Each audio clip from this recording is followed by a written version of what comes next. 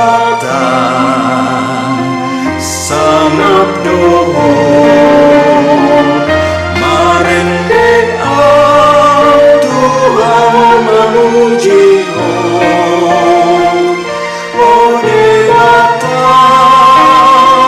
sangat doa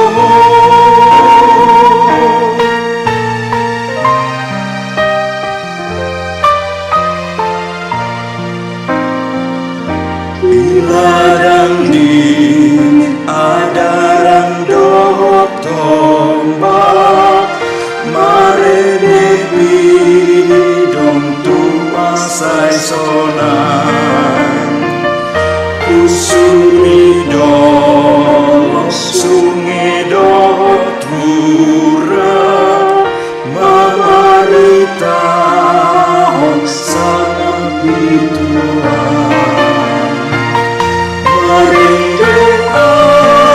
Tuhan memuji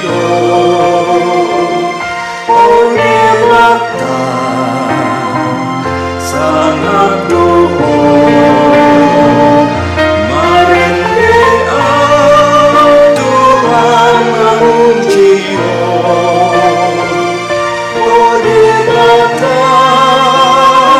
sangat doa.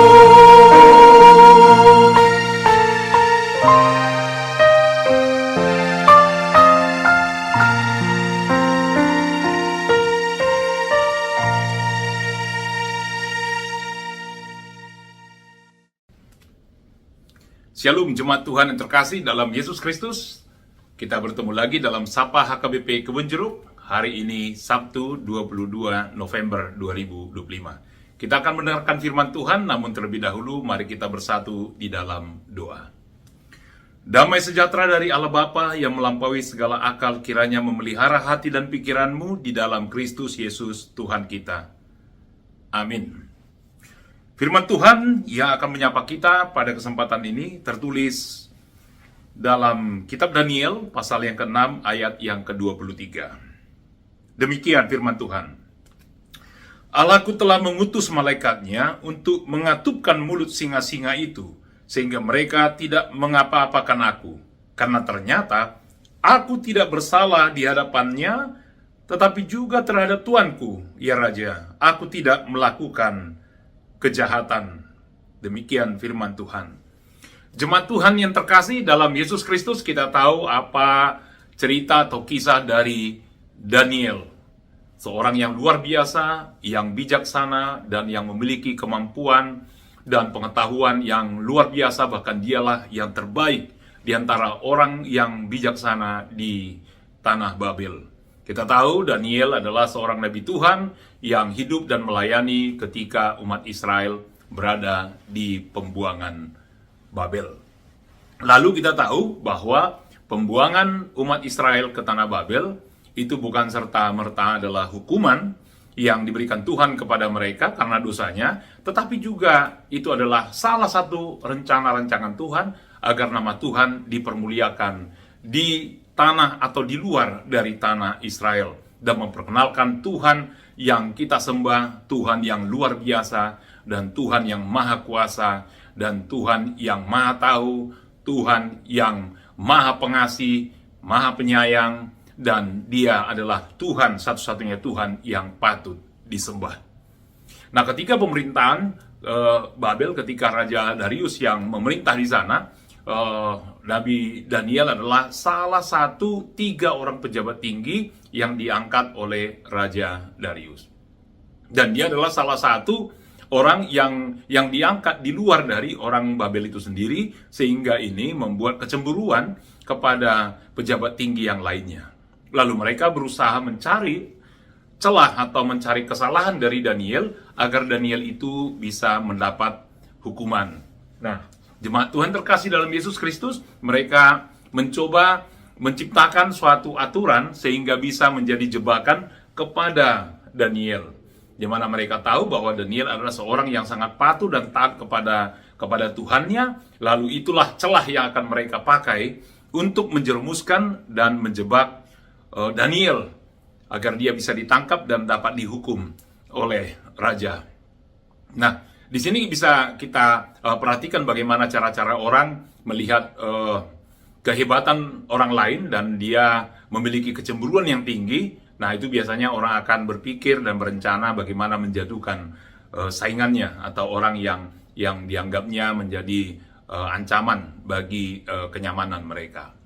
Lalu mereka mengusulkan kepada raja agar raja menuliskan atau membuat satu perintah bahwa semua orang harus menyampaikan permohonan yang disebut dengan doa hanya kepada raja, bukan kepada dewa-dewa lain atau kepada ilah atau Allah lain, hanya kepada raja. Jadi siapa yang tidak menyampaikan permohonan atau yang berdoa ke dewa-dewa lain atau ke ilah lain atau ke Allah lain yang menurut mereka itu adalah di luar dari diri mereka, maka orang yang tersebut akan kena hukuman. Bahkan hukuman itu adalah dicampakkan ke dalam gua singa. Lalu usul mereka itu diterima raja, karena raja melihat, wah ini pejabatku ini sangat menghormati aku. Jadi setiap orang harus menyampaikan permohonan kepada dia dan kepada dewa-dewa lain itu dilarang. Dan siapa yang melanggar perintah ini, mereka akan mendapat hukuman. Nah, disinilah kita lihat bagaimana seorang raja juga yang akhirnya tersanjung akan hal itu, lalu dia menyetujuinya dan perintah itu dikeluarkan. Dan kita bisa melihat dari kesaksian itu bahwa pada akhirnya Daniel terjebak dengan aturan yang baru ini, di mana setiap orang yang menyampaikan permohonan kepada dewa-dewa lain selain kepada raja akan terkena hukuman dan akan dibuang ke gua singa. Karena mereka tahu bahwa Daniel selalu setia berdoa 3 kali sehari dan mengarah ke Yerusalem, di mana dia masih berkiblat ke Yerusalem, di mana di sana ada Bait Allah. Nah, jemaat Tuhan terkasih dalam Yesus Kristus, dengan kesetiaan dari Daniel ini, dia menerima konsekuensi, dia ditangkap dan dibuang ke gua singa. Tentu raja sangat sedih hati karena Daniel adalah salah seorang pejabatnya yang terbaik dan memiliki pengetahuan, dan raja sangat senang sama dia. Tapi pada akhirnya aturan perintah itu menjebaknya, lalu raja berusaha sedapat mungkin bagaimana menyelamatkannya, melepaskannya, namun dia tidak sanggup. Yang pada akhirnya dia harus dibuang ke gua singa. Lalu raja itu memberikan penguatan kepada Daniel. Dia berkata, Allahmu yang kau sembah kiranya melepaskan engkau dari gua singa itu. Dan Daniel dicampakkan ke sana. Lalu pada akhirnya apa yang kita lihat, Daniel selamat dan dia tidak luka sedikit pun karena percayanya kepada Tuhan. Nah, di sini bisa kita lihat bagaimana pengajaran tentang keselamatan oleh karena iman itu juga sudah dinyatakan atau sudah ditunjukkan, dibuktikan oleh Daniel sendiri, bahwa kita diselamatkan oleh karena iman. Karena ketika dia berhadapan dengan singa di sana, bukan satu ekor saja, tapi banyak singa. Tentu bagaimana kekuatan seorang manusia biasa melawan banyak singa. Nah, di sini bisa kita artikan bahwa kadang-kadang tantangan atau pergumulan kita itu jauh lebih kuat, lebih berat, bahkan dapat menerkam, bahkan membinasakan kita, sehingga kita tidak bisa terlepas atau terluput dari ancaman atau pergumulan-pergumulan yang kita hadapi. Kadang pergumulan itu kita melihat lebih dari kekuatan kita, meskipun kita percaya Tuhan tidak akan memberikan kita pencobaan atau apapun melebihi kekuatan kita. Tetapi kadang kita bisa melihat kenyataan yang terjadi, ternyata kita merasa kalau musibah atau bencana atau pergumulan yang kita hadapi itu kadang-kadang ini melebihi kekuatan kita. Dan memang sepertinya seperti itu ketika kita melihat singa, tetapi itu pandangan kita, tapi pandangan Tuhan tidak. Nah, disinilah kita lihat ketika Daniel hanya berdiam saja, tidak melakukan apa-apa, sebab dia juga tidak cukup kuat untuk menentang atau melawan singa itu. Dia hanya diam, hanya oleh karena iman dia diselamatkan Tuhan.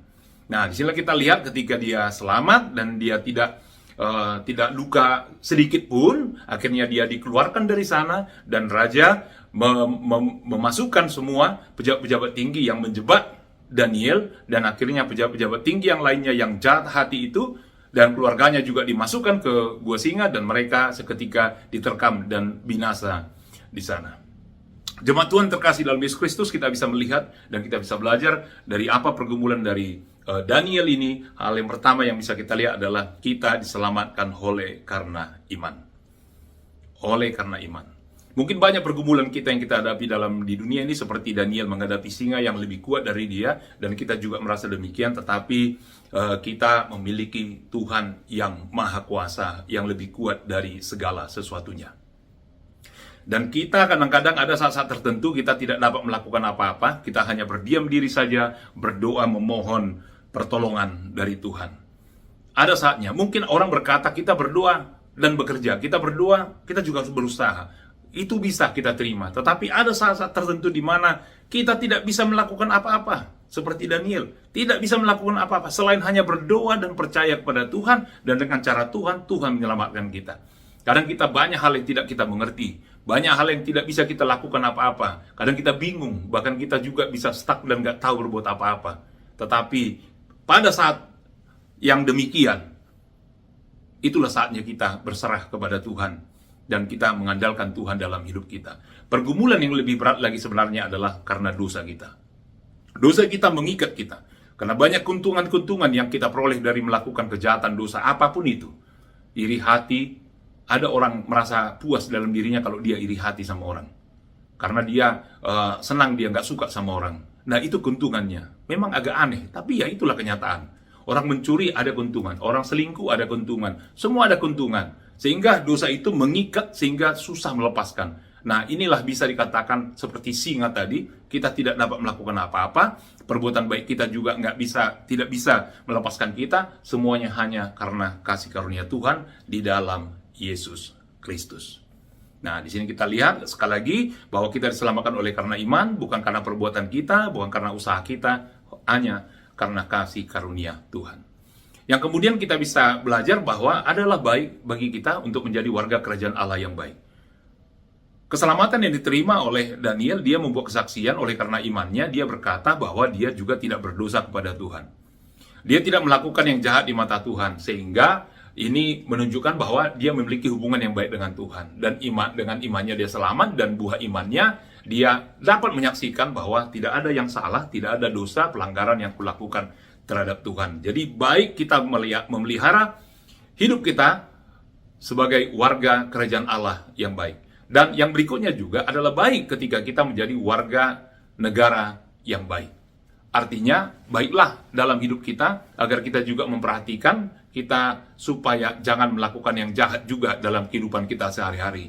Karena ada aturan negara yang mengaturkan segala sesuatu, ada undang-undang, ada undang-undang kriminal dan hal lainnya. Kita harus melakukan yang baik sebagai warga negara, melakukan kewajiban kita, dan juga kita boleh menikmati hak kita sebagai warga negara. Menjadi warga negara yang baik itu sangat diharapkan Tuhan juga, agar kita juga menjadi orang yang menjadi berkat di tengah-tengah bangsa, di tengah-tengah orang lain yang tidak seiman dengan kita. Kita harus menunjukkan bahwa kita adalah orang-orang yang hidup dalam Tuhan dan hidup dalam keteraturan, kesopanan, dan ketaatan kepada segala norma-norma yang baik. Seperti Daniel mengatakan bahwa aku juga tidak berdosa, tidak salah kepadamu Tuanku sebagai Raja. Dan kita juga bisa membuktikan bahwa kita tidak melakukan kesalahan di tengah-tengah kehidupan dalam berwarga negara, dan kita lihat ketika kita tidak melakukan kejahatan, maka hidup kita baik-baik saja, kita dapat beraktivitas dengan baik, anak-anak kita pergi ke sekolah dengan baik, kita bekerja dengan baik, dan semuanya baik-baik saja. Tidak ada pelanggaran-pelanggaran kita lakukan, dan kita hidup aman-aman saja, baik-baik saja. Dan baik bagi kita, baik juga kepada sesama. Yang terakhir adalah kita lihat bagaimana Daniel dapat membuktikan, dapat menjadi kesaksian bahwa ini semua bukan tentang Daniel, tetapi ini semua tentang Tuhan. Segala apa yang dialaminya, segala pengetahuan yang dimilikinya, segala pergumulan atau tantangan atau kelepasan atau keselamatan yang terjadi dalam dirinya, itu bukan tentang Daniel, tetapi tentang Tuhan. Nah, kiranya hal demikian hidup dalam kita, Bapak, Ibu, Saudara-saudari terkasih dalam Yesus Kristus, di mana hidup kita yang kita jalani, ini bukan tentang kita, ini adalah tentang Tuhan. Jadi kalau tentang Tuhan, maka kita setia dan hidup di dalam firman-Nya. Kalau ini dengan tentang Tuhan, maka segala yang kita lakukan untuk Tuhan. Dan tentang hidup kebaikan kita ini adalah pancaran kasih karunia Tuhan yang kita bagikan kepada sesama kita. Amin. Mari kita berdoa. Bapa di surga, terima kasih Tuhan atas firman-Mu dan peristiwa Melalui hamba-Mu Daniel, kami belajar bahwa kami diselamatkan oleh hanya karena iman. Dan mungkin banyak pergumulan kami yang kami lihat lebih kuat dari kami dan kami tidak berdaya. Kami hanya mengharapkan dan berserah kepada-Mu ya Tuhan, agar Tuhan yang bekerja dengan cara-Mu sehingga kami dapat melihat kebaikan-Mu. Kuatkan kami ya Tuhan agar kami setia hidup di dalam firman-Mu, hidup dalam iman kami, meskipun banyak ancaman gangguan yang mengganggu iman kami, tapi kami tetap setia kepada-Mu karena Engkau baik, dan kebaikan itu kami respon dengan persembahan pujian kepada-Mu ya Tuhan dan kesetiaan. Terima kasih Tuhan untuk hari ini. Tuhan memberkati kami semua, berkati setiap umat-Mu ya Tuhan di dalam kehidupan mereka yang merayakan ulang tahun kelahiran. Tuhan berkati mereka, dan juga yang merayakan ulang tahun pernikahan. Tuhan juga menyertai mereka, pelihara hidup mereka ya Tuhan. Ya, kiranya kasih dan damai sejahtera-Mu dan mereka semua sehat dan panjang umur. Tuhanlah yang memberikan kepada mereka berkat yang berkelimpahan. Berkati jemaat-Mu ya Tuhan yang sekarang dalam proses pemulihan dari sakit penyakitnya. Tuhan berkati mereka, berikan kesembuhan jamah tubuhnya agar mereka pulih kembali ya Tuhan dan beraktivitas dengan baik. Berkati anak-anak kami yang sekolah, yang studi ya Tuhan, atau saudara-saudara kami yang lain yang masih studi. Tuhan berkati mereka, berikan kecerdasan, kepintaran agar mereka semuanya benar-benar anak-anak Tuhan yang memiliki pengetahuan yang luar biasa dan takut akan Tuhan. Berkati setiap umat-Mu yang bekerja agar mereka tetap memiliki kekuatan yang luar biasa dan mereka bisa berkarya, dan apa yang mereka hasilkan dapat menggembalakan hidup mereka, mencukupkan segala kebutuhan kehidupan mereka sehari-hari. Berkati ya Tuhan jemaat-Mu yang sudah lansia, berikan kesehatan panjang umur, berikan kekuatan agar mereka kuat dalam fisik dan juga roh, agar mereka tetap semangat ya Tuhan di dalam menjalani kehidupan. Terima kasih Tuhan atas kebaikan-Mu di dalam Kristus Yesus. Kami berdoa dan selalu bersyukur. Amin. Anugerah dari Tuhan kita Yesus Kristus dan kasih setia Allah Bapa dan persekutuan Roh Kudus kiranya menyertai-Mu sekalian. Amin.